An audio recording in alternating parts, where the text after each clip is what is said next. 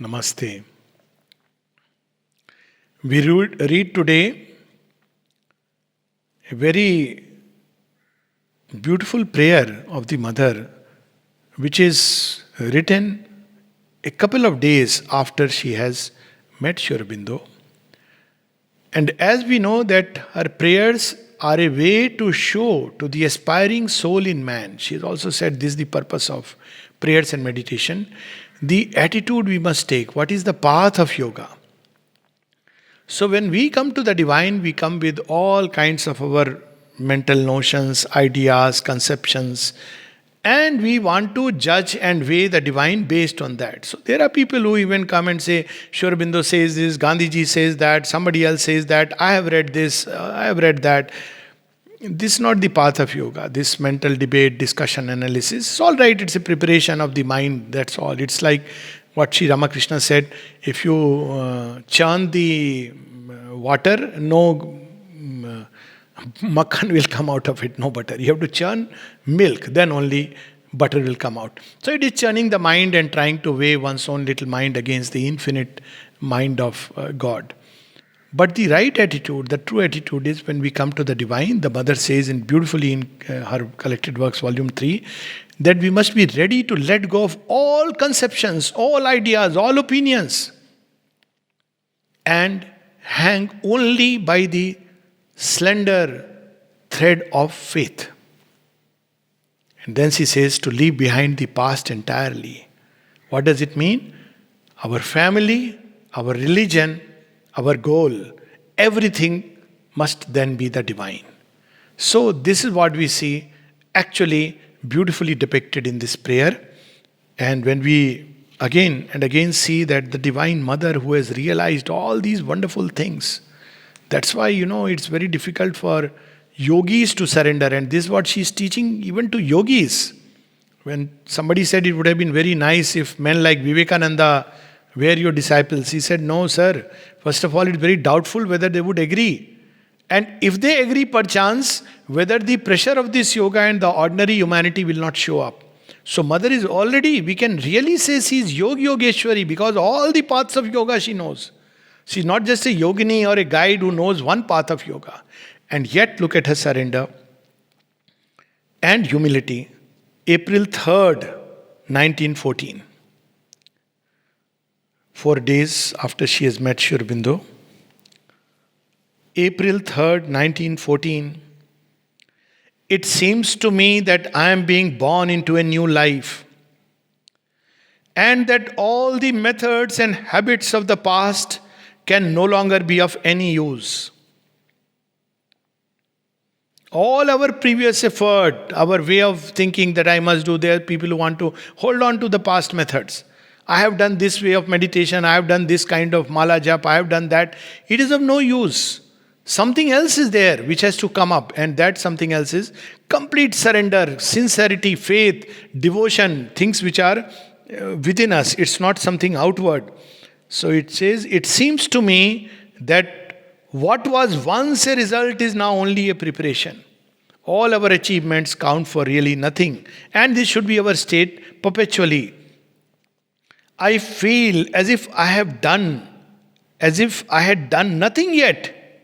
As if I had not lived the spiritual life.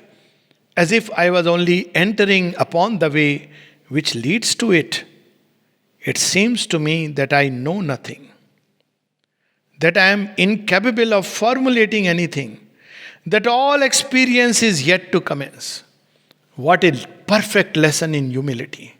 What a perfect surrender of all her wonderful experiences. And in place, keeping everything at the feet of the Lord, ready to be completely born anew. That let me be what you want me to be. It doesn't matter what I have been.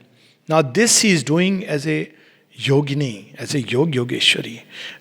And we are so hesitant to renounce even our intellectual ideas, viewpoints, thoughts, opinions, our degrees, our prestige, our honor, our visiting card, which counts for nothing.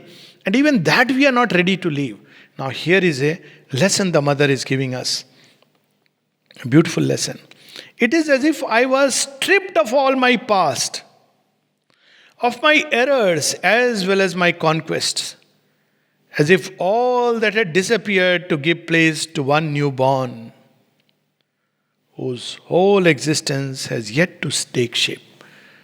There is a beautiful poem by Amir Khusro when he goes to meet his Guru. So what should be our state when we meet the Guru?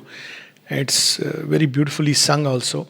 He says, "Apni chhab bana ke main pee se milan gayi." I made myself, did a lot of makeup, tried to put the best ornaments, the best dress and everything to meet my beloved. But what happened when I met him? जब छब देखी उसकी तो अपनी छब भूल गई. First I forgot. Who am I? I just remembered my master. So many people who went to mother, typical example of Singapore's ex-president. He is looking all around and said, what will I tell mother? Okay, I will tell her, great job done, great lady. Like that he is thinking. But when he goes to the mother, he says, I forgot myself. Just put myself in her lap. So जब छब देखी उसकी तो अपनी छब भूल गई, छाप तिलक सब छीनी मुँह से नैना मिलाई के. Just by a glance, he took away all my trappings and strappings and all my show and sham and all pretensions, all the beautiful things by which I was covering myself. Isn't it the same like gopis whom Krishna says that you must take off your robe of virtue, your robe of shame, everything, and be just as you are before the Lord. This is the same story, but Mother is revealing its esoteric significance and the right state. That she drops off the past and is like a newborn. That's why many times when people went on birthdays to the Mother or came for the first time, she would give those little plant which she has named as new birth. It means, and it in ancient India it was called as Dwij. Becoming newborn, twice born. And that was the original sense of baptism. It was not accepting a formal religion. Sometimes people were given new name. So she has entered there and she has become, no, I am ready to be newborn. Newborn means there is no more past. Who has no karma, no experience it can profit by, but no error either which it must repair. So everything, the past is gone completely. My head is empty of all knowledge and all certitude, but also of all vain thought. So the vice and the virtue, the bad, the good, the illusion of knowledge, the certitudes, premature certitude, they are all gone. They will come again. She describes that, but now they will come as a result of the action of the higher truth and not of the past. So we have to be ready to renounce every time all our past to be able to be born anew to newer and newer vistas of knowledge. That is why this knowledge cannot come by a scholarly way, because scholarly way is to be stuck to the past. We pick up from this book, that book, even in writing or speaking, we do the same thing over and over again. No, it has to be newborn. One has to be ready to be newborn each moment before the divine. I feel that if I can surrender without any resistance to this state, if I do not strive to know or understand, if I consent to be completely like a child, ignorant and candid, some new possibility will open before me. See what a profound, simple way of explaining the profound truth of the Isha Upanishad. Avigyatam vijanata, avigyatam avijanata. He who knows it not. He who has not the thought of it knows it. If one thinks I know it, one knows it not. If one thinks I possess it not.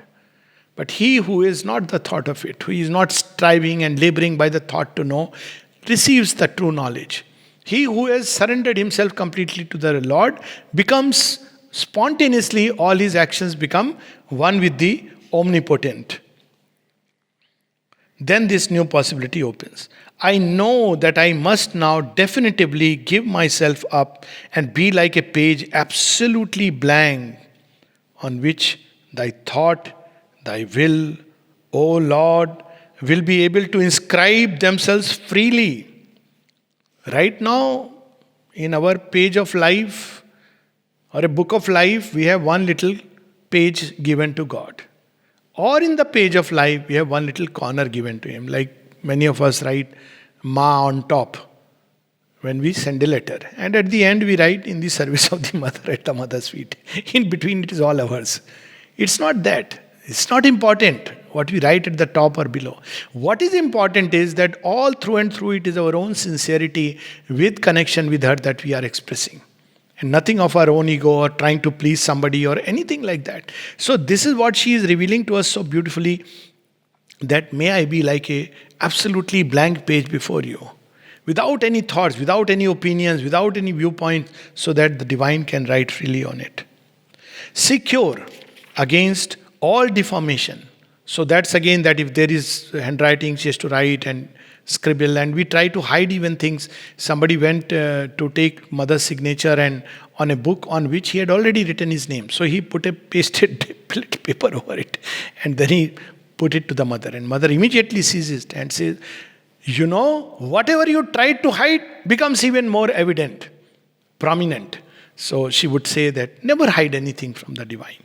So this is what she says, that may I be like a blank page, nothing of my mind should deform by its own ideas and viewpoints. And when she discovers this, now somebody would say, oh, I have become like stupid. There was this famous instance of Alexandra David Neal, who asked, sometimes when my mind goes blank, I think I am becoming stupid. And Sri Aurobindo semi-humorously replied to her, he said, yes, there is a state when one doesn't know whether one is becoming intelligently stupid or stupidly intelligent. This was his way of, the Isha Upanishads thing. We don't know whether she understood and how much she understood. But it's a state in which all knowledge is offered. I know nothing. I can do nothing. I am nothing, as she says in one of the prayers. And then what happens? An immense gratitude rises from my heart. I seem to have at last arrived at the threshold, which I have so long sought. And she describes this experience that she had constructed a very high system based on her experiences. See, the entire cosmic tradition was like that. She used to write very high, profound philosophical system, and everything smashed. When she sat at Sri Aurobindo's feet, all of that just went away immediately, and a vast silence filled her being. Grant, O Lord, that I may be pure enough. So what is purity? It has nothing to do with moral purity, our conceptions of purity, but something much higher. Purity is to be always under the divine influence. Impersonal enough, which means no more preferences. Animated enough, full of enthusiasm and joy. Animated enough with thy divine love to be able to cross it definitively. So it is only the divine love, it is that state of being completely under the divine influence and a vast impersonality that allows us to cross into that home of truth, which is also the home of love. As somebody says, that this is the house of love and not the house of your aunt. You have to cut off your head and keep it outside, then only you can enter. So normally we of course open our slippers and enter, which is like for the moment subconscious is kept outside. But we wear it as soon as we go. But we have to also go with that state that our head must bow, meaning thereby, this I surrender to you. Somebody asked Sri Ramakrishna, that is it true that when we take a bath in Ganges, all our sins get purified? He said, yes. He said, but I don't see it. He said, naturally, because people open their clothes outside before taking a dip, then they walk into the Ganges. When they come back, they wear the same clothes. Meaning thereby, we start taking up the same old nature, the same old habits, instead of really allowing ourselves to be changed. So that purification is very momentary. We go to the Samadhi, we go to Sri Aurobindo's room, very momentarily we forget ourselves. When we come back, we don't want to change our nature, we want to lead our life just as it is. That doesn't help. That is crass insincerity. Once we take a dip in the Ganges, our whole effort should be no more of these clothes.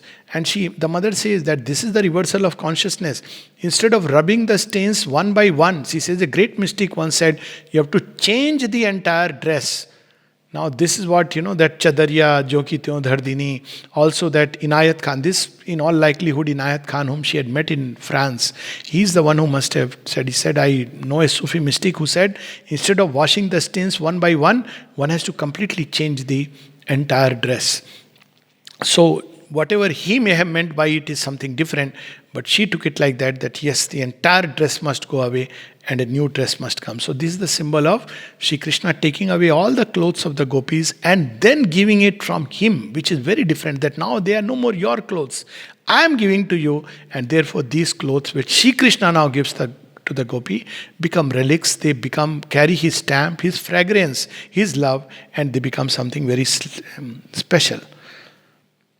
Oh, to belong to thee without any darkness of restriction. So, this is the state we must aspire for, to become entirely belong to the divine. We read it again, April 3rd, 1914. It seems to me that I am being born into a new life, and that all the methods and habits of the past can no longer be of any use. It seems to me that what was once a result is now only a preparation. I feel as if I had done nothing yet, as if I had not lived the spiritual life, as if I was only entering upon the way which leads to it. It seems to me that I know nothing, that I am incapable of formulating anything, that all experience is yet to commence.